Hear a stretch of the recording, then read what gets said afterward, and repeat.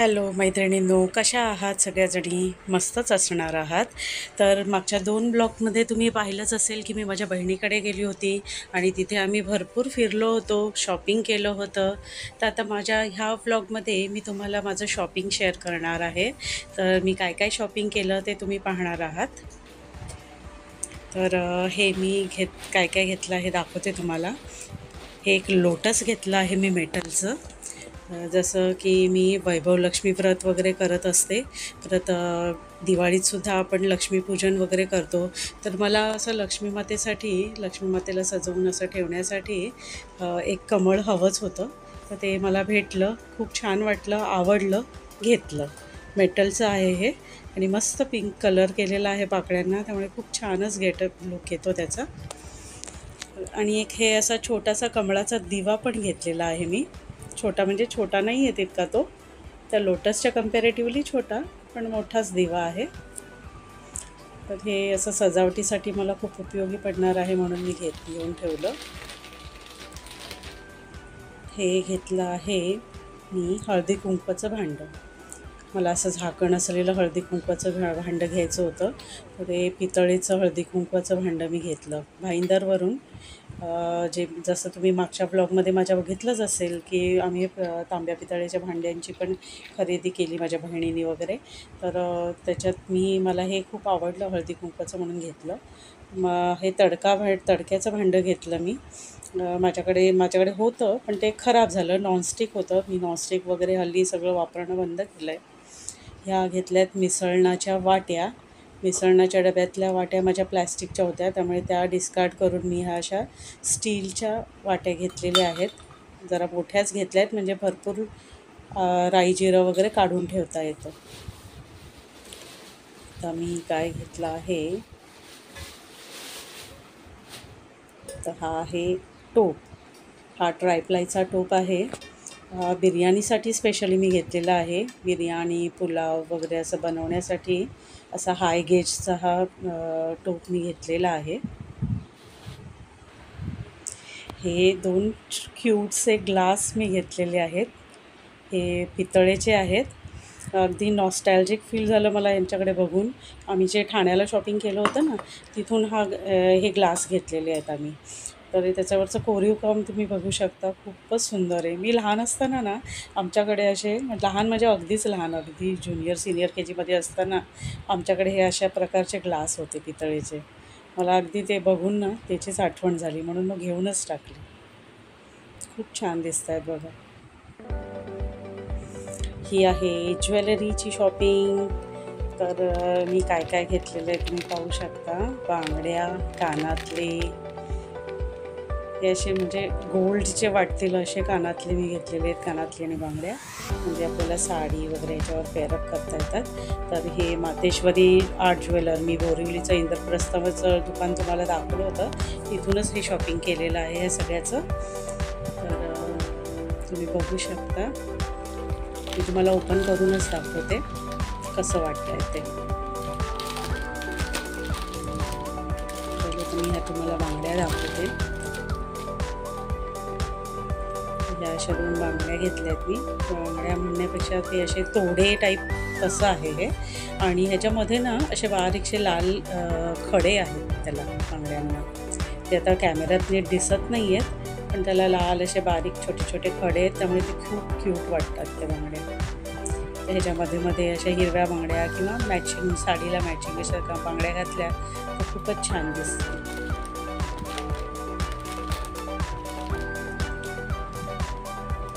हे मी टेम्पल ज्वेलरीमध्ये कानातले घेतलेले आहेत. मला ते डिझाईन खूपच आवडलं म्हणून घेतले. अशी लक्ष्मी माता आहे त्याच्यावर, पण त्याला जे खाली जे असे मणी ते लोंबत आहेत ना, ते मला आवडले. छान वाटतात ना, साडीवर मस्तच दिसतील.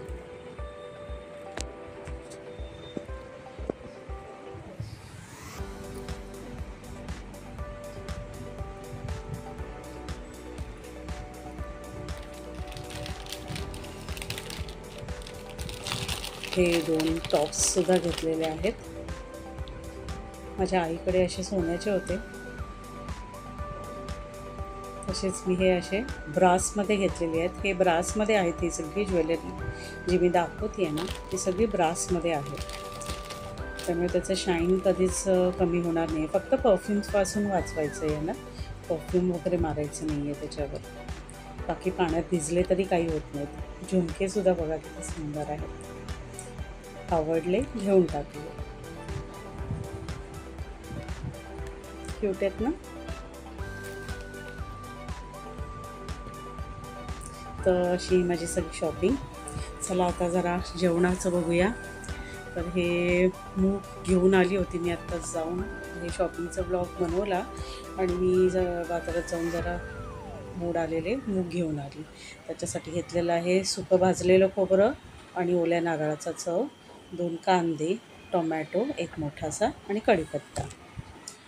आपण रेसिपीकडे वळूया.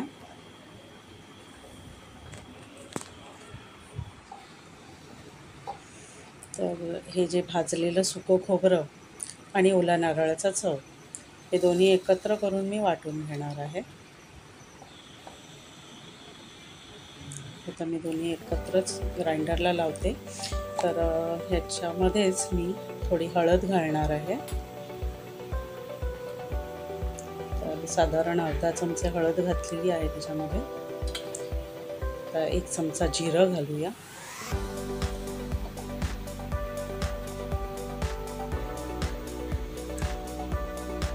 तिखट घालूया.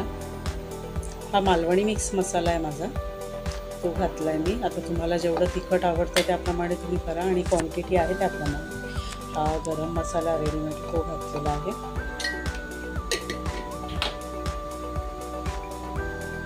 तर हे थोडं रंग येण्यासाठी काश्मीरी लाल मिरची पावडर घालते, म्हणजे जरा चांगला रंग येईल. आता हे सगळं एकत्रच आपण ग्राइंडरला ग्राइंड करून घेऊया.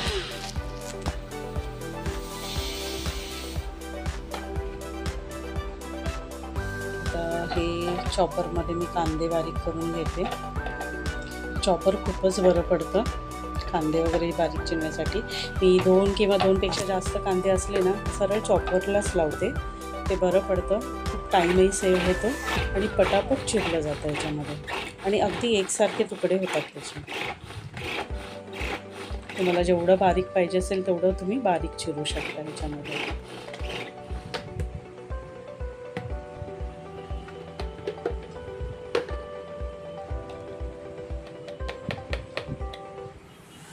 हा असा बारीक कांदा चिरून घेतलेला आहे.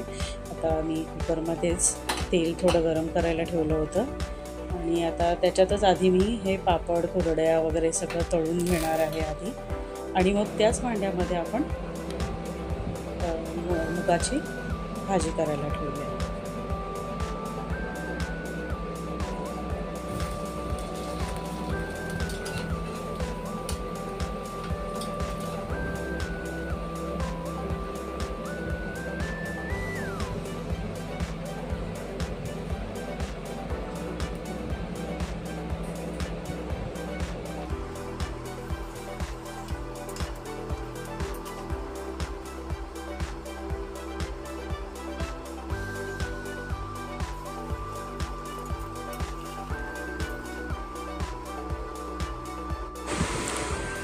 पापड वगैरे तळून झाले आहेत. आता ह्याच गरम तेलामध्ये मी राई, जिरं आणि हिंगाचं फोडणी दिलेली आहे.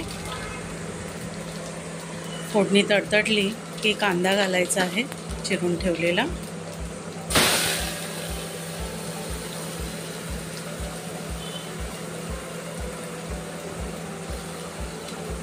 आता आपण हे कढीपत्ता मी घालायला विसरले होते, आता घालून घेते. आता आपण हे सगळं चांगलं ढवळून घेऊया.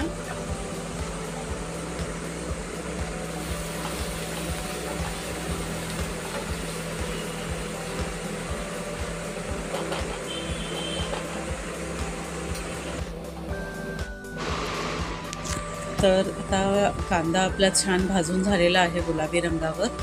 आता आपण त्यात हा वाटलेला मसाला घालून घेऊया.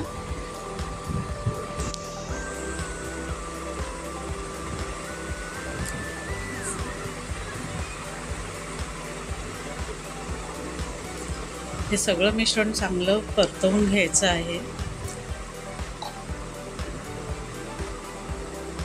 त्यातच मी टोमॅटो घातलेला आहे बारीक चिरलेला.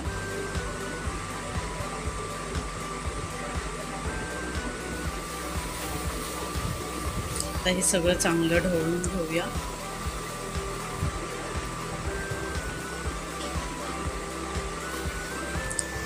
चांगलं तेल सुटेपर्यंत आपण ह्याला ढवळून घेणार आहोत, भाजून घेणार आहोत सॉरी.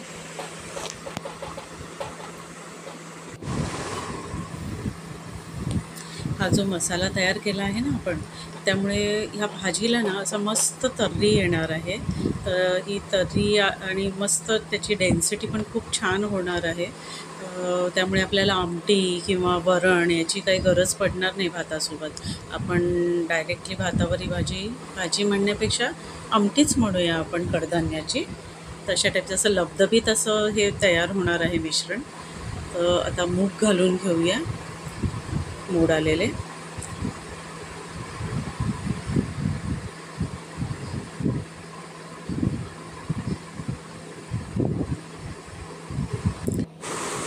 आता पाणी घालून घेऊया आपण.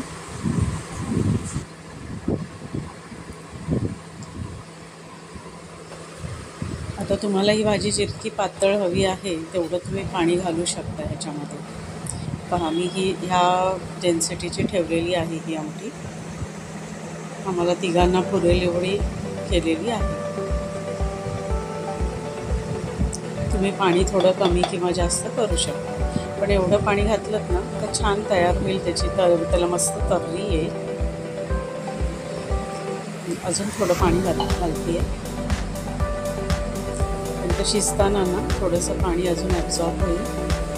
मीठ घालून घेऊया चवीनुसार.